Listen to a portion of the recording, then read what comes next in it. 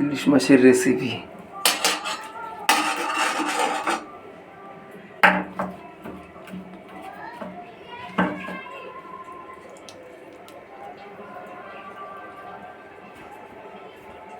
সরিষা, দু রকমের সরিষা মিক্সড করে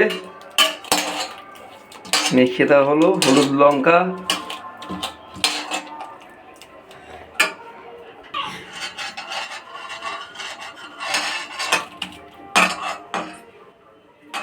লঙ্কা দিলাম, কাঁচা লঙ্কা পাকা হয়ে গেছে, লাল হয়ে গেছে, এখন বলা হয়ে গেল।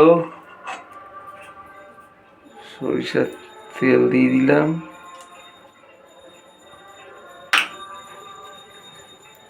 এইভাবে ভালো করে এটাকে মেখে নেব।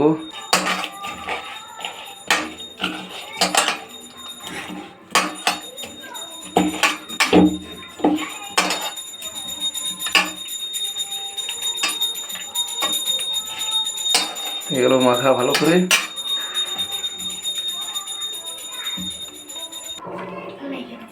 সর্ষের তেল দিয়ে একটুখানি পাতাটা ভালো করে ঘষে নেব, তারপরে মাছটা এতে সাজাবো।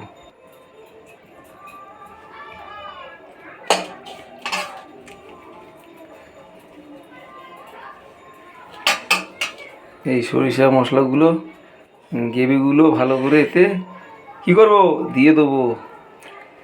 এরকম বানিয়ে খেয়ে দেখুন, একদিন খেলে ফের আরেকবার খেতে ইচ্ছে হবে। যে স্পেশাল বাঙালদের মাছ পাতুরি।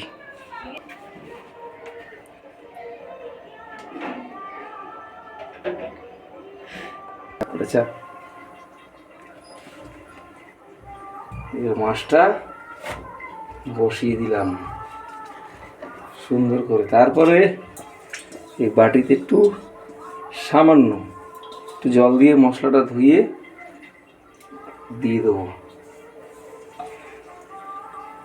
ব্যাস, এইবারে আধা ঘন্টা ধরে এটা ফুটবে, আধা ঘন্টা, তারপরে আবার হবে।